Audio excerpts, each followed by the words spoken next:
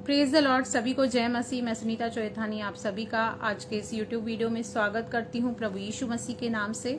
और आज का जो शीर्षक और टॉपिक यह रहेगा कि 5 ऐसी आत्मिक आदतें जिनको कि अगर हम अपनी रोजमर्रा की जिंदगी में शामिल करें तो हम अपने जीवन में एक अद्भुत परिवर्तन और ट्रांसफॉर्मेशन को होते हुए देखेंगे।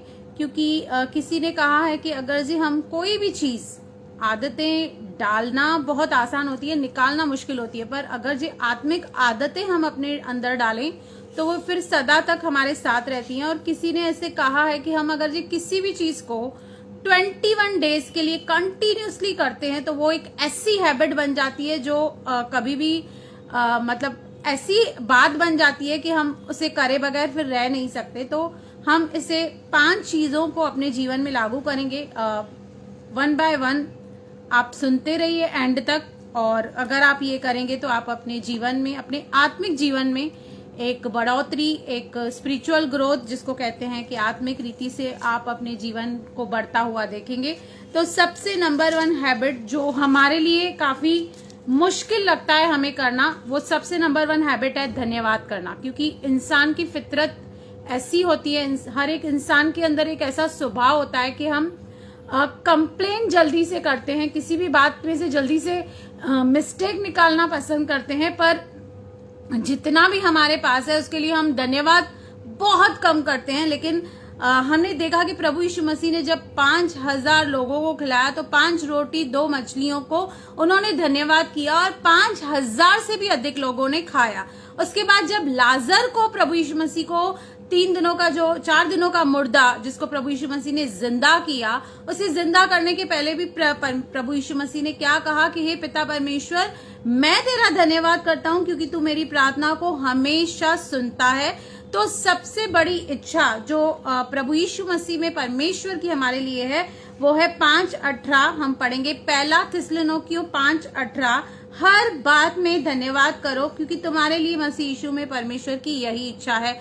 पर होता क्या है कि जब हमारे सर्कमस्टेंसेस अच्छे होते हैं, जब चीजें हमारे हिसाब से होती हैं तो हम इजीली थैंक्स बोलते हैं, पर जैसे ही चीजें हमारे हिसाब से नहीं होती तो हमारे मुंह पे कंप्लेंट्स आ जाती है, कुड़कुड़ाहट आ जाती है, ग्रम्बलिंग आ जाती है। लेकिन अगर हम ये हैबिट डालें कि हर एक चीज के लिए धन्यवाद करें, चाहे आज बहुत सारी नेगेटिव चीजें भी आपके जीवन में होती होंगी, शायद ऐसी चीजें भी होंगी जो आप नहीं चाहते आपके लाइफ में रहे, तो भी उन चीजों के लिए हम जब धन्यवाद करेंगे तो हम परमेश्वर की अद्भुत सामर्थ को होते हुए देखेंगे। हम परमेश्वर की इच्छा को इस रीति से पूरा भी कर सकते हैं। दूसरी बात, प्रतिदिन हमें अपना क्रूस उठाना है क्योंकि प्रभु यीशु मसीह ने 2000 साल पहले ही अपना क्रूस उठाकर परमेश्वर की हर एक इच्छा को पूरा कर दिया। पर अब हमारी बारी है कि हम प्रतिदिन क्रूस उठाएं, यानी कि ऐसी कुछ चीजें जो एक्चुअली में हमें बहुत पसंद हैं, बहुत अट्रैक्ट करती हैं, उन चीजों को अगर वो आत्मिक नहीं है, हमारी स्पिरिचुअल ग्रोथ के लिए अच्छी नहीं है, तो उन चीजों को हम त्यागना सीखें और उन चीजों को हम क्रूस पे चढ़ाएं। जैसे कुछ गंदी आदतें हो सकती हैं हमारे अंदर, शायद बहुत ज्यादा मोबाइल लेने की आदत हो सकती है, बहुत ज्यादा टीवी देखने की आदत हो सकती है, बहुत कुछ हो सकता है। वो आप अपने हिसाब से अपने बारे में कैलकुलेट कीजिए, मैं आपके बिहाफ पे नहीं कर सकती। तो उन चीजों को हमें क्या करना है, हमें क्रूस पर उन्हें चढ़ाना है और प्रतिदिन क्रूस को उठाना है। क्योंकि लूका 14:27 कहता है, और जो कोई अपना क्रूस न उठाए और मेरे पीछे ना आए वह भी मेरा चेला नहीं हो सकता। इसलिए जब आप सुबह उठते हैं तो सोचें कि ऐसी क्या बात है जो आपको परमेश्वर से दूर कर रही है, ऐसी कौन सी चीज है जो आपको आत्मिक रीति से बढ़ने से रोक रही है। तो उस चीज को क्या करना है, हमें क्रूस पर चढ़ा देना है। तीसरी बात, वचन को मेमोराइज करना है, वचन को पढ़ना है और न केवल पढ़ना है, याद करना है। क्यों याद करना है? क्योंकि वचन के द्वारा की गई प्रार्थना परमेश्वर हमेशा एक्सेप्ट करता है, कभी भी उसे रिजेक्ट नहीं करता। और आपको पता है कि भजनकार दाऊद राजा कहता है कि मैंने तेरे वचन को अपने हृदय में रख छोड़ा है ताकि तेरे विरुद्ध पाप न करूं। जब आप इसे मेमोराइज करते हैं, जब आप इसे स्टोर करते हैं आपके अंदर, तो फिर वो आपको समय समय पर जब आप गलत दिशाओं पे जाते हैं, रॉन्ग डायरेक्शन में जाते हैं, तो वो आपको याद दिलाता है वचन के द्वारा कि नहीं, ये डायरेक्शन गलत है, ये चीज गलत है, आपको इस चीज से बाहर आके सही दिशा में जाना चाहिए।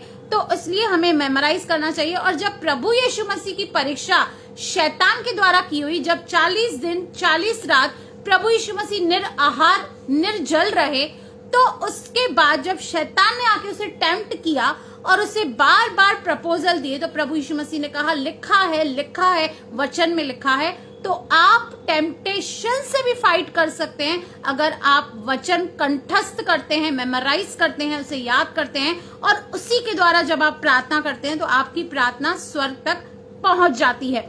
चौथी बात, प्रार्थना करना। जैसे मैंने अभी हाल ही में एक वीडियो बनाया था कि 3 मिनट की सिर्फ आपकी दुआ और काम बड़े बड़े, तो 3 मिनट में मैंने काफी सब्जेक्ट्स, काफी टॉपिक्स मैंने कवर करवाए थे। तो प्रार्थना करना बहुत जरूरी है, क्योंकि चेलों ने किसी और बात के लिए प्रभु यीशु मसीह को नहीं कहा कि हमें सिखाओ, लेकिन चेले खुद आके इंटरेस्ट लेने लगे और प्रभु यीशु मसीह से कहने लगे कि हमें किस रीति से प्रार्थना करना चाहिए, हे गुरु हमें बता। क्यों? क्योंकि उन्होंने देखा था कि प्रभु यीशु मसीह सारी रात प्रार्थना करते थे, पहाड़ पर जाके प्रार्थना करते थे, और उस प्रार्थना करने के द्वारा जब वो मैदान में उतरते थे, जब वो फील्ड में उतरते थे, तो वो परमेश्वर के अद्भुत कार्यों को, लंगड़ों को चलाते थे, अंधों को दिखाते थे, सब कुछ उनके हाथों से होता था। तो हम प्रार्थना करना कभी ना बोले, क्योंकि दाऊद राजा 7 बार प्रार्थना करने वाला व्यक्ति है। डैनियल जो प्रभु का दास है वो 3 बार प्रार्थना करने वाला व्यक्ति है। तो हम एटलीस्ट एक बार तो ईमानदारी से करें। तो हमें निरंतर विदाउट एनी सीजन हमें निरंतर प्रार्थना करना है। ये चौथी बात।